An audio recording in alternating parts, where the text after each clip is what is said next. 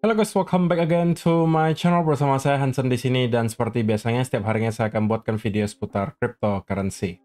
Apa kabar hari ini semuanya? Semoga dalam keadaan yang baik-baik saja. Teman-teman, Bitcoin melanjutkan rally yang telah bertahan mungkin sudah kurang lebih beberapa minggu terakhir.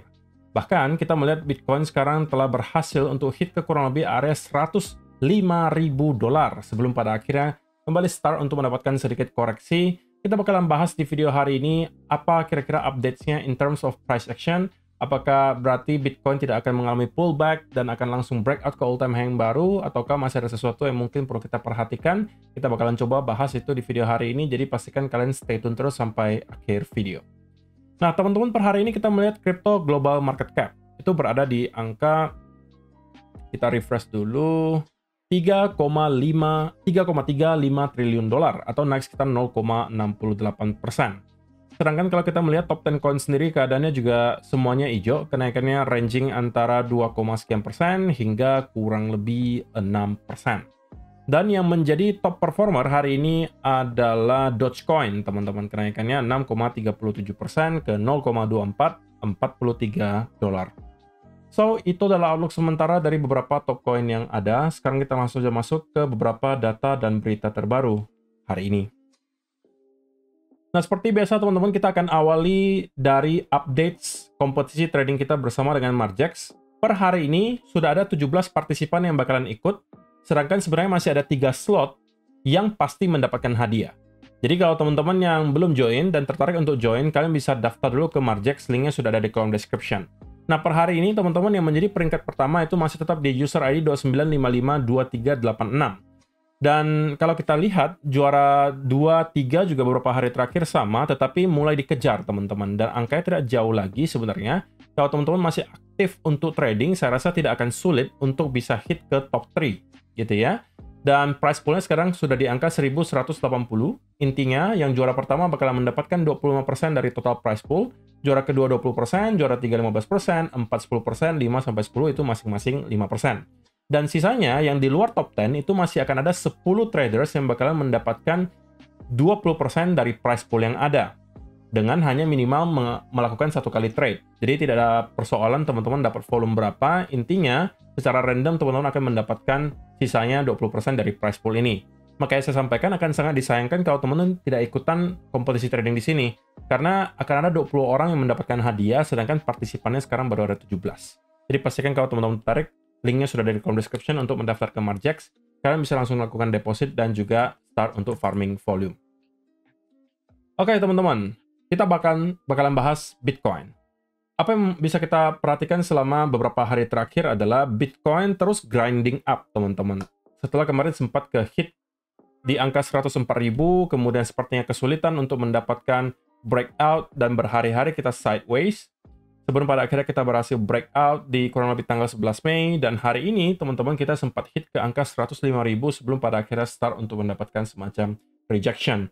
Nah, kalau misalnya kita perhatikan untuk liquidation heat map sendiri, teman-teman, maka ada satu berita yang mungkin tidak terlalu mengenakan gitu ya. Yaitu adalah, kita tahu selama beberapa hari terakhir itu terdapat tumpukan yang cukup tebal liquidation heat map, itu berada sedikit di atas harga Bitcoin dan juga sedikit di bawah harga Bitcoin. Di atas harga Bitcoin itu ada di range 105 sampai kurang lebih 106.000. Dan itu kalau teman-teman perhatikan selama beberapa jam terakhir itu telah berhasil untuk kita take out. Karena ada sempat spike ke kurang lebih area 105.700-an roughly. Sebagian liquidation tersebut sudah berhasil ke liquid. Dan ini yang akan menjadi berita buruknya adalah untuk sekarang, per detik ini, angka likuidasi yang besar itu berada di bawah harga kita sekarang daripada kalau kita bandingkan di atas harga Bitcoin. Yang paling dekat saja, teman-teman, dari area 103.000 sampai kurang lebih 101.000, itu terdapat banyak sekali tumpukan likuidasi yang angkanya juga tidak kecil. Kita bisa melihat juga kalau teman-teman zoom out ke 1 minggu terakhir, tunjukkan dari warna yang cukup kuningan di sini. Kalau kita lihat ke 2 minggu terakhir, hal yang sama juga bisa kalian lihat. Tidak lagi terdapat banyak titik likuidasi yang berada di atas harga kita sekarang, yang banyak itu justru di bawah. Dan ada di range 103.000 sampai 101, roughly. Kita kalau zoom out lagi ke 1 bulan terakhir, juga sama. Oke, lebih banyak di bawah daripada di atas. So, pertanyaannya teman-teman, apakah market maker akan mencoba untuk nge-liquid dulu orang-orang itu yang mencoba untuk melakukan long cukup telat sebelum pada akhirnya kita akan lanjut rally? Nah, menurut saya secara pribadi, hal tersebut bukan tidak mungkin terjadi ya teman-teman. Terlebih kalau saya lihat tadi dari segi price action-nya, terdapat rejection yang cukup besar ketika kita berhasil untuk spike di atas angka 105.000. Menunjukkan ada potensi spike tersebut hanyalah sekedar manipulasi untuk memancing orang-orang untuk long, sekaligus untuk nge-liquid orang-orang yang melakukan short di sana, dan kita kemudian dibanting lagi ke bawah. Nah, di sisi yang lain, teman-teman, berita baik datang dari spot Bitcoin ETF, karena kita sudah melihat ada all-time high baru dari holdings para spot Bitcoin ETF. Secara total atau secara kolektif, mereka sekarang nge-hold kurang lebih 1.175.000 Bitcoin. Tentunya di-lead oleh spot Bitcoin ETF dari BlackRock bernama IBIT yang sekarang sudah mempunyai total 625.000 Bitcoin. Fidelity 199.200, GBTC itu pegangnya 189.000, sisanya itu angkanya tidak terlalu besar, kalau kita totalkan mungkin ya kurang lebih 100.000 Bitcoin. Jadi intinya teman-teman, akumulasi dari spot Bitcoin ETF itu terus berlanjut, dan ingat, spot Bitcoin ETF ini belum lama aktif teman-teman. Dan mereka itu sudah berhasil meraup lebih dari 1 juta Bitcoin. Sedangkan supply Bitcoin itu sampai kapanpun tidak bisa ditambah 21 juta. Bayangkan kalau mereka akumulasi dalam pace yang sama, maka dalam kurun waktu 1 dekade, mungkin mereka bisa meraup 5 atau 6 juta Bitcoin. Bahkan mungkin bisa lebih daripada itu. Anggap saja cuma 5 juta Bitcoin, teman-teman. Maka itu kurang lebih 1/4 dari total semua Bitcoin yang bakalan pernah ada di dunia, itu bakalan dipegang oleh mereka. Dan rata-rata mereka-mereka ini yang invest melalui spot ETF, teman-teman, itu adalah longer term investor. Artinya mereka rata-rata pemegang jangka panjang, bukan untuk dibeli sekarang dan kemudian 6 bulan ke depan dijual hanya karena mungkin ada kenaikan 20 atau 30%.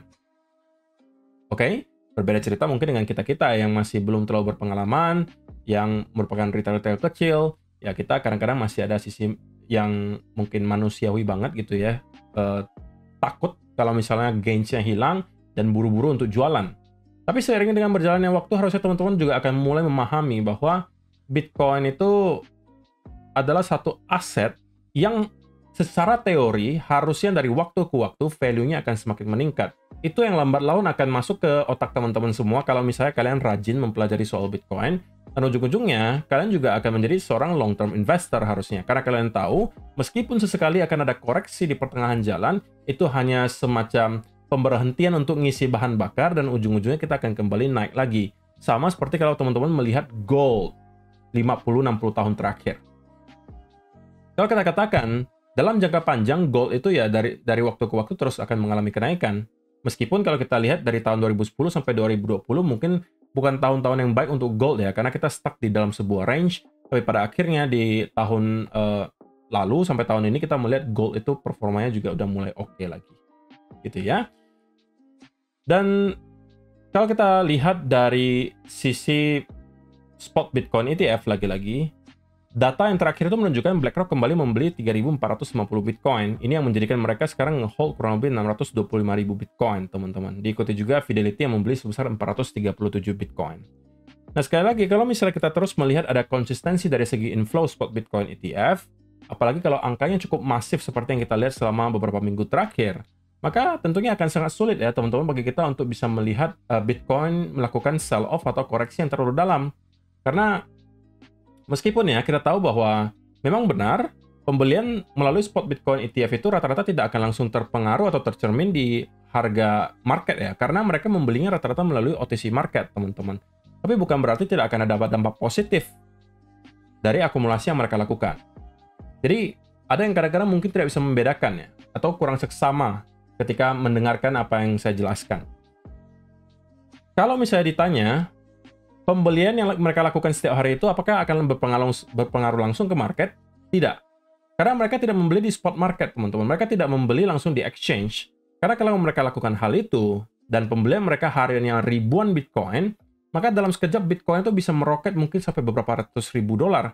Karena liquidity yang ada di exchange itu tidak akan cukup untuk memenuhi permintaan yang ada.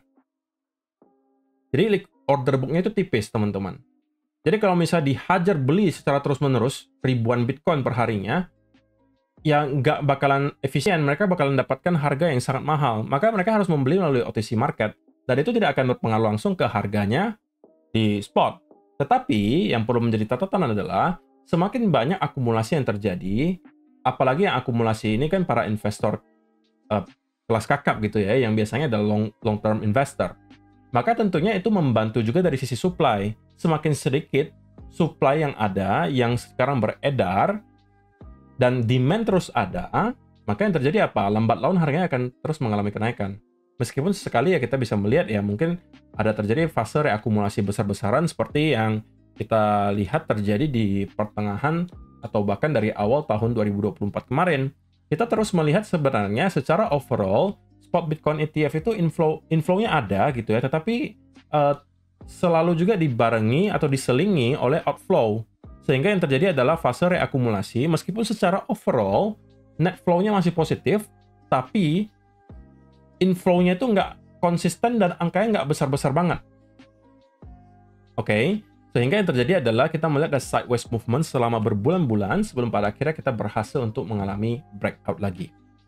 Nah, sekarang kita bakalan bahas in terms of price action, teman-teman. Kita sudah tahu tadi bahwa ada data liquidation heat map yang menunjukkan bahwa terdapat banyak sekali tumpukan likuidasi yang berada di sekitaran area 103.000 sampai kurang lebih 101.000, teman-teman. Dan itu tentunya menjadi sasaran yang empuk ya menurut saya untuk para market maker dalam beberapa hari ke depan, karena juga tidak bisa kita pungkiri Bitcoin beberapa hari belakangan meskipun masih berhasil untuk membentuk yang namanya higher high baru, tetapi selalu diselingi oleh yang namanya rejection, dan juga rejection. Menunjukkan bahwa ada terjadi fase distribusi kecil di sini, teman-teman. Dan kalau kita gambarkan sebagai sebuah pattern, ini bisa berbentuk sebagai semacam channel gitu ya. Yang kalau misalnya kita berhasil breakout, ya itu mungkin bisa menjadi bullish move gitu. Kalau misalnya kita melihat ini secara patternnya, ini kan berbentuk sebagai sebuah channel gitu ya. Nah, kalau memang ternyata kita akan berhasil untuk breakout di atas area ini, ya good news gitu. Itu harusnya akan membuat Bitcoin bisa rally lebih gila lagi dan bukan tidak mungkin bahkan langsung breakout ke all time high yang baru. Karena perlu kalian ingat ya teman-teman, kalau kalian ukur nih, Bitcoin dari all time high ke spike yang tadi kita lihat sampai ke kurang lebih area 105.700-an. Itu hanya terpaut kurang lebih 3%. Oke? Jadi kita hanya terpaut 3% saja dari all time high. Jadi kalau bahkan hari ini aja ke all time high itu bukan sesuatu yang extraordinary menurut saya. Meskipun gitu ya, bagi saya probabilitasnya masih sedikit lebih tinggi bahwa kita akan mendapatkan pullback terlebih dahulu. Dan beberapa hari terakhir saya sempat mention bahwa ada beberapa kali percobaan para sellers untuk mengambil kendali. Salah satu contohnya adalah kita membentuk head and shoulder di sini, teman-teman. Oke? Dan saya sampaikan validasinya adalah kalau kita berhasil close di bawah 102.300-an roughly. Tapi itu tidak berhasil kita lakukan, teman-teman. Oke, dan kita langsung kembali naik lagi. Jadi head and shoulder-nya terinvalidasi. Dan sekarang kita terus merangkak naik ke atas. Tetapi sekali lagi selalu ada rejection setiap kali kita membentuk higher high yang baru. Oke? Dan liquidation heat map lebih mendukung untuk kita melihat semacam pullback terlebih dahulu. Karena sekarang sudah mungkin sangat asimetris antara titik likuidasi yang berada di atas harga Bitcoin dan juga di bawah. Artinya harusnya sudah cukup pressure bagi Bitcoin untuk sekarang mungkin bisa mendapatkan semacam pullback terlebih dahulu. Nah, validasi dari pullback yang akan kita lihat itu adalah kalau misalnya kita berhasil untuk clear di bawah area trend ini, itu mungkin bisa menjadi awal dari pullback-nya, teman-teman. Dan targetnya bisa sampai berapa? Saya sih meyakini bahwa kita akan mencoba untuk menjemput ke 102.500 minimal. Kalau itu jebol, area 101.000 akan kita hit. Maksimum mungkin kita bisa sampai 99 atau 98. Karena area tersebut sekarang, menurut saya secara pribadi, harusnya akan bisa kita flip sekarang menjadi area support, teman-teman. Oke, jadi ini adalah skenario yang mungkin bisa dikatakan worst case ya. Itu adalah kita pullback sampai ke area 98-an dan start untuk kembali mendapatkan rally. Apakah ada kewajiban kita hit ke area tersebut sebelum pada akhirnya kita kembali naik? Tentunya tidak ada. Oke, tidak ada kewajiban kita untuk hit ke area tersebut. Tapi kita perlu mempersiapkan diri kalau memang ternyata hal itu akan terjadi. Tapi in the end of the day, yang mau saya sampaikan di sini adalah pergerakan besar Bitcoin berikutnya itu akan bergantung kepada breakout dari channel ini. Kalau kita berhasil breakout ke atas dan start untuk mendapatkan konsolidasi, maka siap-siap kita kemungkinan sudah akan langsung hit ke area all time high yang baru. Tapi kalau kita breakdown di bawah area ini, di sekitaran area 103.700 sampai kurang lebih 103.800, kita close di bawah area itu, maka kita akan mendapatkan semacam pullback terlebih dahulu, minimum ke hit ke angka 102.500. Tergantung bagaimana manner koreksinya ya teman-teman. Kalau korektif banget nih bentukannya, misalnya seperti ini, maka mungkin ketika hit ke area tersebut kita akan mendapatkan spike terlebih dahulu, bisa untuk mendapatkan decade bounce sebelum pada akhirnya kembali terkoreksi, atau bahkan ini bisa menjadi akhir dari koreksinya dan kita langsung spike lagi.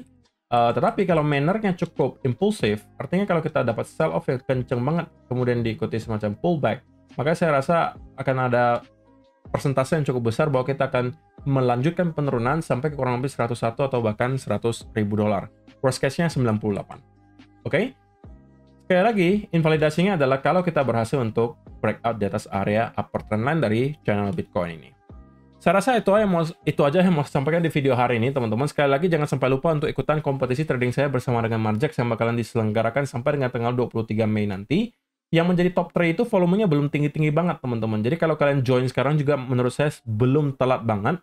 Dan yang pasti kalau misalnya kalian menjadi 20 partisipan, semuanya dapat hadiah. Oke, sekarang yang ikutan baru 17, masih ada 3 slot yang pasti mendapatkan hadiah. Ya, karena saya tahu juga pasti nggak banyak yang bakalan ikutan. Kalau teman-teman termasuk yang sekarang berpikiran untuk mau ikutan, kalian masih bisa masuk sekarang dan pasti mendapatkan hadiah. Karena masih ada 3 slot yang pasti mendapatkan hadiah. Jadi pastikan kalian sudah daftar dulu ke Marjax, linknya ada di kolom description box di bawah. Setelahnya kalian bisa langsung deposit dan farming volumenya. Ingat, yang menang itu bukan siapa yang menghasilkan profit paling banyak, tapi volumenya yang paling tinggi siapa. Itu aja. Terima kasih untuk teman-teman yang telah menonton sampai selesai. See you in the next video. Bye-bye.